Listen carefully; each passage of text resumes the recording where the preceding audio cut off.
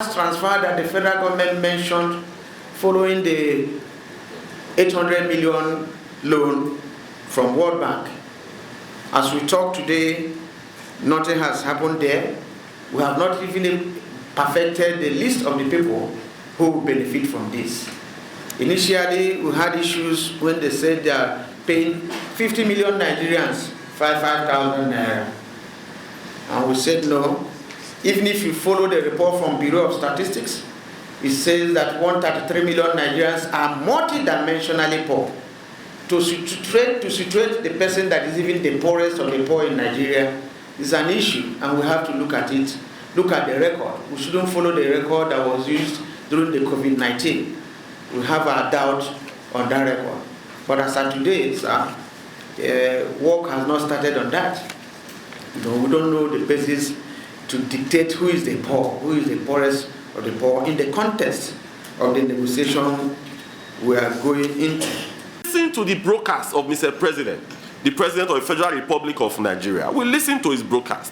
And when we had a meeting with him, we also told him that what he said is not far-reaching enough.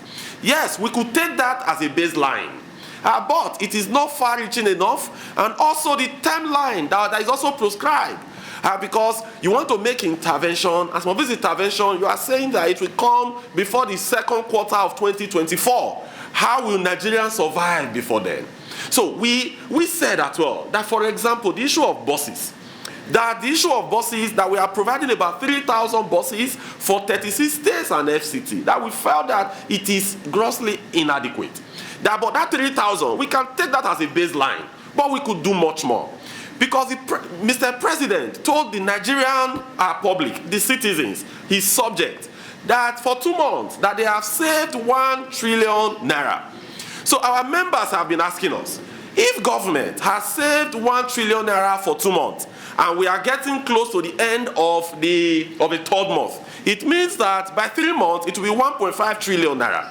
Why can't we use that money to completely attack this problem and reduce the sufferings of Nigeria? TUC president was speaking. He said that the president said he has saved 1 trillion in his speech. But the president did not tell you how many trillions he inherited as debts. So if somebody has inherited over 35 or 30 or 23 or 25 trillion as debt, and he saves 1 trillion, you will know that that goes to no issue. But he was just trying to emphasize that yes, we can do a lot if this thing is gone. We can service our debts, both internal and external debts, and at the same time, we can put the right framework for Nigerians to begin to see the dividends of democracy. Why I said that I have noticed determination on your part is that you did not start by trying to be violent. You need to have a country before you can have strike.